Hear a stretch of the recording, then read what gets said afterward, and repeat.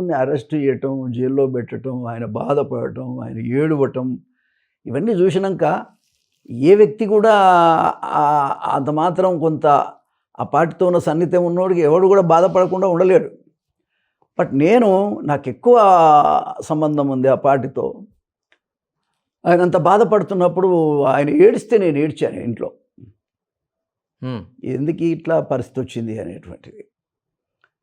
But నేను తట్టుకోలేకపోయి నేను అప్పుడు చంద్రశేఖరరావు గారు కూడా ఆయనకున్న పరిస్థితులు ఏమున్నాయో కానీ ఆయన ఈ అరెస్టును ఖండించలే ఆయన కూడా.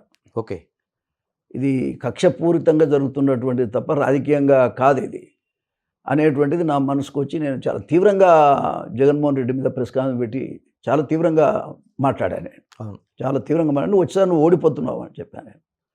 రెండోది ఏం చెప్పానంటే చంద్రబాబు నాయుడు గారు బయటకు వచ్చేంత వరకు నేను పోరాటం చేస్తానని చెప్పాను. ఆయన కొరకే టీఆర్ఎస్ పార్టీని వదిలేశాను.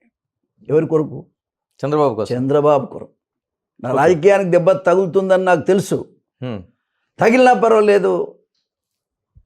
ఒక నాయకుడు, ఒక రాష్ట్రంలో ఒక నాయకుడిగా పనిచేసినటువంటి వ్యక్తి, ఒక ఎక్స్ చీఫ్ మినిస్టర్, అందులో నాకు బాస్గా ఉన్న వ్యక్తి ఇంత బాధపడుతుంటే ఇంట్లో కూర్చుంటే నా రాజకీయాల కోసం అంత స్వార్థపూరితంగా ఉండాల్సిన అవసరం లేదు ఏమంటే.